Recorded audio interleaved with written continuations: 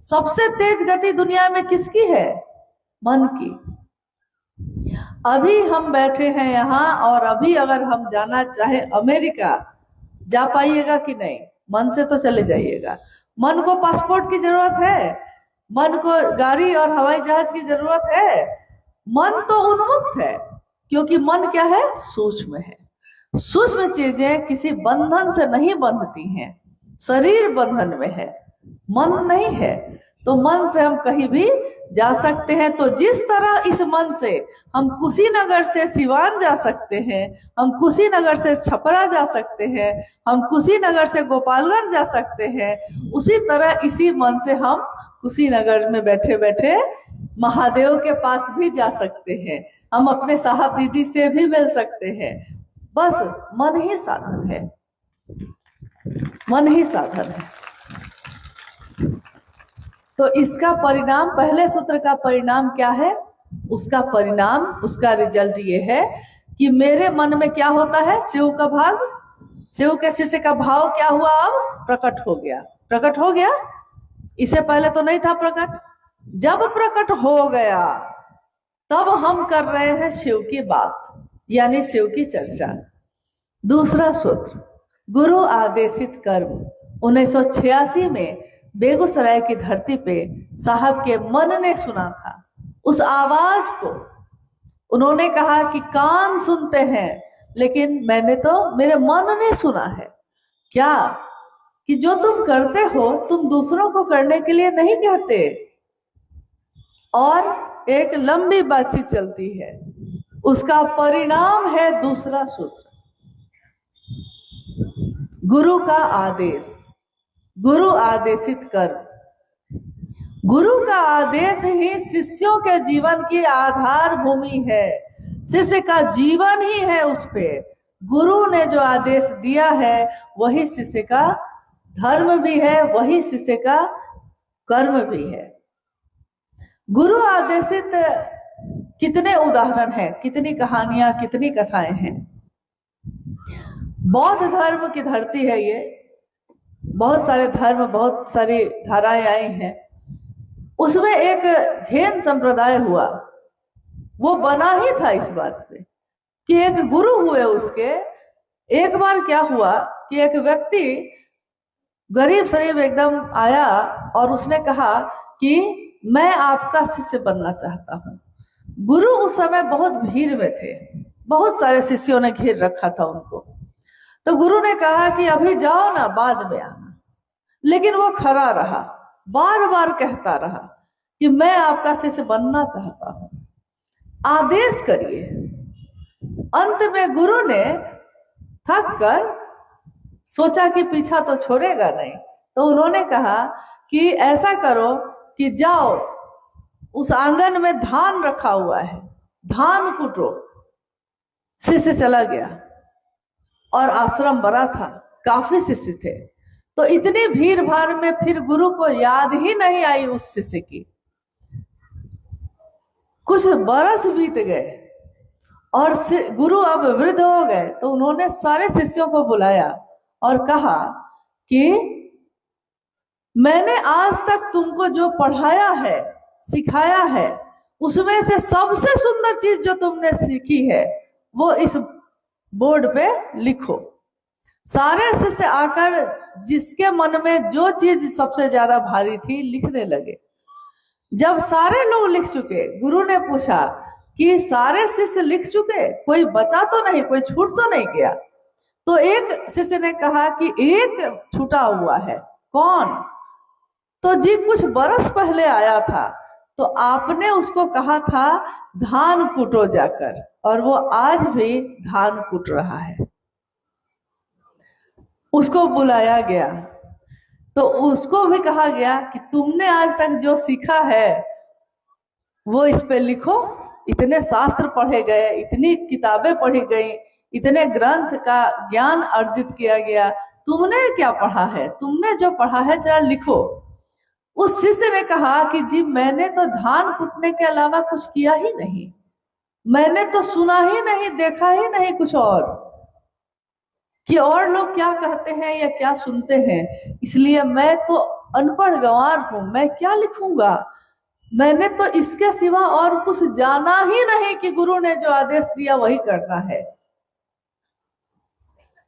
और उसने धान कुटो ही लिखा, गुरु का आदेश लिखा, गुरु का आदेश जो है वो लिखा। उस नाम पे ही वो पूरा संप्रदाय बन गया और गुरु के गद्दी पे भी वही बैठा, जबकि सब बड़े ज्ञानी ज्ञानी थे। यानी गुरु के सामने ज्ञानी बन के नहीं जाना है, गुरु के सामने गुरु आदेश अनुसार हम कर सके ये बन के जाना है। तो गुरु का आदेश है कि जो तुम करते हो दूसरों को करने के लिए कहो। तो हम सारे शिव के शिष्य खुद शिव शिष्य बने हैं और दूसरों को कहना है कि आप भी शिव के शिष्य बनिए। बस इतना ही ना, इसी के लिए सारे चर्चा, सारे काम, सारे आचरण शिव के शिष्य के मात्र इसी इहलौकिक उद्देश्य के लिए है कि खुद भी शिव शिष्य बनो और दूसरों को भी शिव शिष्य बनने के लिए प्रेरित करो। तो पूरी चर्चा की परिधि इसी में चलती है कि सारे कार्यक्रम का एक ही उद्देश्य है, एक ही परिधि में है, वो कि गुरु का आदेश करना है, बस और कुछ नहीं। लेकिन आपने गौर किया है कि नहीं किया है, हमारे देश में, विदेश में, पूरे विश्व में लोग ध्यान पे बहुत बात करते हैं। योग कर लो तो ध्यान हो जाएगा, इस पंथ में चले जाओ, इस गुरु के अनुसार करो तो ध्यान होगा, एकाग्र हो जाओगे। हजारों साल से यही विधा चली आई थी। साहब हरिदानंद जी की ये जो दूसरी विधा है, ये विधा क्या है? शिव की चर्चा करो और शिव की चर्चा सुनो, बस यही है। लेकिन दया मांगना, शिव की चर्चा करना और नमन करना, ये तीनों काम ही करते करते हमारा मन इतना अब ध्यान में है कि नींद में भी शिव दिखाई देते हैं। आंख खुलती है तो शिव का ही ध्यान होता है, आंख बंद होती है तो शिव का ही ध्यान होता है। ध्यान की अनुपम विधा है ये दूसरा सूत्र। शिव की शिष्यता, शिव की चर्चा, शिव की चर्चा ध्यान की अनुपम विधा है। सारे योग, सारे कर्म, तंत्र, मंत्र, यंत्र, सारी चीजों की परिधि इसी परिधि के अंदर है, इससे बाहर कुछ भी नहीं है। तो हमने क्या छोड़ा? घर छोड़ दिया, गृहस्थी छोड़ी है, बाल बच्चों को छोड़ा है, खेत में खेती लगाना छोड़ा है, कुछ भी नहीं छोड़ा है। दुकान चलाना छोड़ा है, गाड़ी चलाना छोड़ा है, कपड़ा पहनना छोड़ा, कुछ भी नहीं छोड़ा है। बस क्या किया है? महादेव को अपने जीवन में ले आए। महादेव मेरे जीवन में आए और सब शिवमय हो गया। मेरा पहनना, मेरा खाना, मेरा उठना, मेरा बैठना, मेरा हंसना, मेरा बोलना, सब शिव हो गया। देखिए ध्यान की कैसी विधा है ये। हमने अलग से कोई प्रयास नहीं किया। ये कब हो गया? जैसे हमारा बच्चा ही हमारी आंखों के सामने बड़ा होता है और हमको पता नहीं चलता है। मेरी आंखों के सामने ही तो बच्चा अभी पैदा हुआ था, 18 साल का हो गया। दिन रात तो देखा है आपने अपनी आंखों से, कहाँ पता चला बउआ बड़ा कैसे हो गया? पौधा लगाया था छोटा सा, इतना विशाल पेड़ बन गया, कहाँ पता चला कि कैसे ये पेड़ बड़ा हो गया? इन आंखों से सूक्ष्म चीजों की जो बढ़त है वो दिखाई नहीं देती। तो हमारे दिल में जो सूक्ष्म चीज बढ़ रही है, गहरी हो रही है, महादेव का भाव जो गहरा हो रहा है, वो इन आंखों से दुनिया को दिखाई नहीं देती। दुनिया को दिखाई देती है इस चीज से कि शिव के शिष्य का आचरण क्या है, उसकी बोली कैसी है। वाणी ऐसी बोली है कि मन का आपा खोए, औरों को शीतल करे आप भी शीतल होए। ऐसी बोली क्यों नहीं बोलते? क्योंकि महादेव की बोली तो करुणा की बोली है। गुरु अपने शिष्य को अपने जैसा बनाते हैं, तो जब शिव गुरु होंगे तो शिष्यों को क्या बनाएंगे? अपने जैसा बनाएंगे। तो शिव की शिष्यता का दूसरा सूत्र, ध्यान हटता ही नहीं है। अब शिव ही ध्यान में है, बाकी चीजें हल्की हो गई हैं, और महादेव भारी हो गए हैं। अगर तराजू लेकर भी बैठिएगा तो दुनिया की सारी चीज एक पलड़े पे रख दीजिए और बस महादेव को एक पलड़े पे रख दीजिए। मेरा महादेव जो है उसको रखिए और देखिए कि पलड़ा किसका भारी है, किसका भारी है, महादेव का। हाँ, तीसरा सूत्र यानी महादेव को प्रणाम करना, ये हम क्यों करते हैं? शिष्यता के भावांतरण के लिए तीसरा सूत्र है।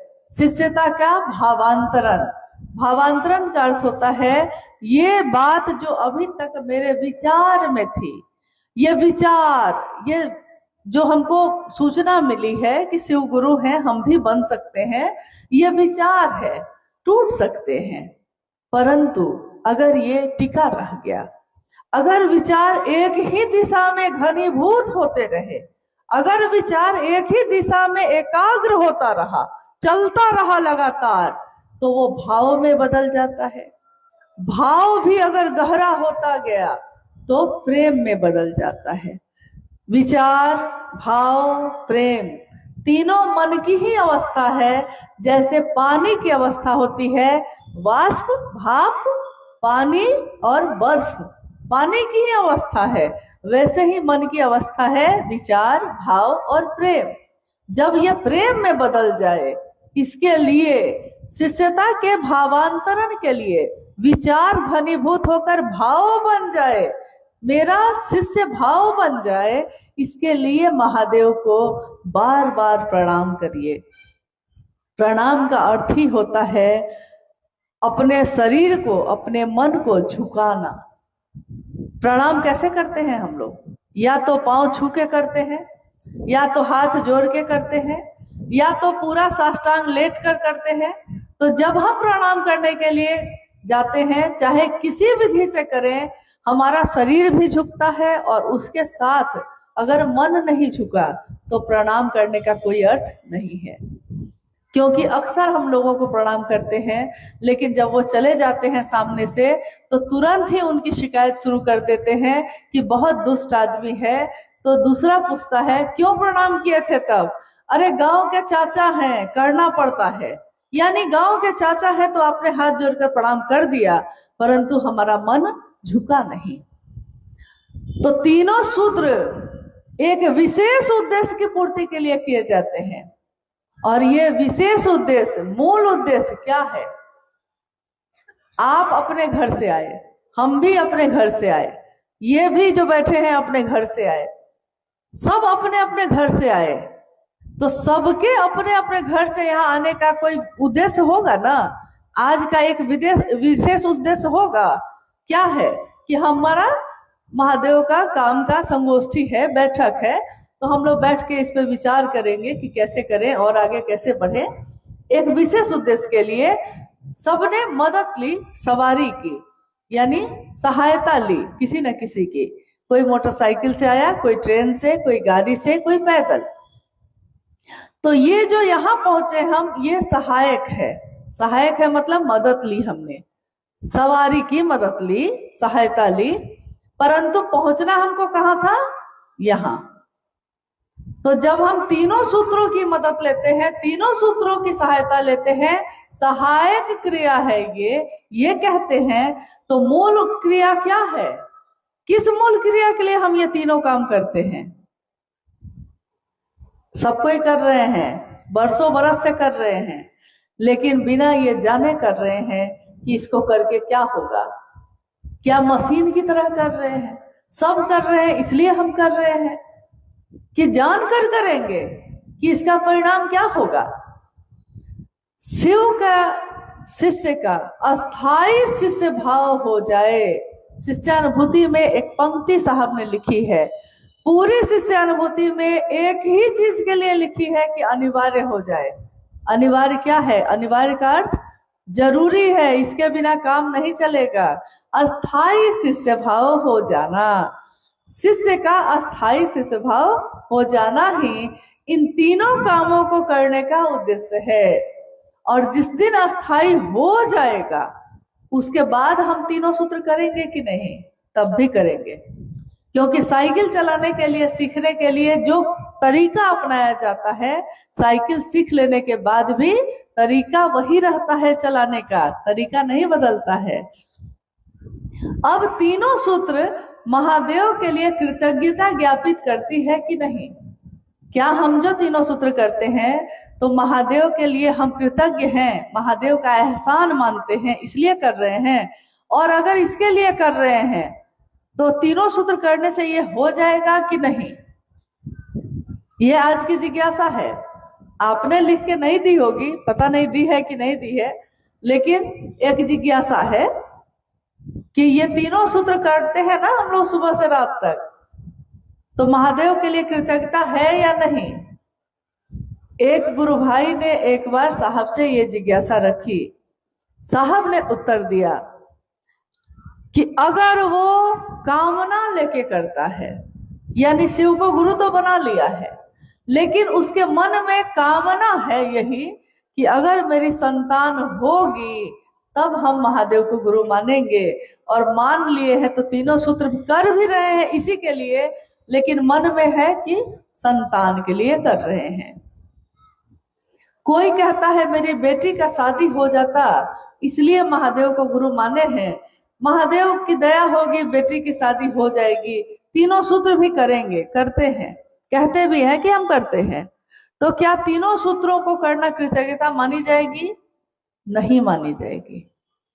लेकिन परिणाम सुंदर होंगे, मतलब रिजल्ट मिलेगा, परिणाम होगा, बेटी की शादी हो जाएगी, संतान हो जाएगा। क्या ऐसा है जो नहीं होगा? किम न सिद्धते भूतले, इस भूतल पे ऐसा क्या है जो शिव चाहे तो न होगा? लेकिन ये कृतज्ञता नहीं मानी जाएगी। कृतज्ञता तब मानी जाएगी जब बिना किसी कामना के, बिना किसी स्वार्थ के हम शिव के लिए ये तीनों सूत्र करेंगे। और यही किया था साहब हरिदानंद जी ने। उन्होंने शिव के लिए शिव को चाहा, शिव से नहीं चाहा। शिव से चाहते रहे हैं हम लोग हमेशा, शिव को चाहा। से और को का ही अंतर है। शिव से चाहा, शिव को चाहा। तो शिव को चाहा तो जब शिव मेरे हो जाएंगे तो पूरी दुनिया मेरी होगी कि नहीं होगी? जो महादेव का है सब मेरा। जब महादेव मेरा तो महादेव की सारी चीजें भी मेरी। आज की ये संगोष्ठी, ये बैठक जो रखी गई है, इसमें हम लोगों ने देखा है कि आसपास के जिले के भी बहुत सक्रिय गुरु भाई गुरु बहन भी शामिल हैं। कुशीनगर के लोग ज्यादा संख्या में शामिल हैं। और हम सब का उद्देश्य यही है कि जो काम हम अपने जीवन में कर रहे हैं उसकी चमक दिखे इस दुनिया में, ये रोशनी दिखे।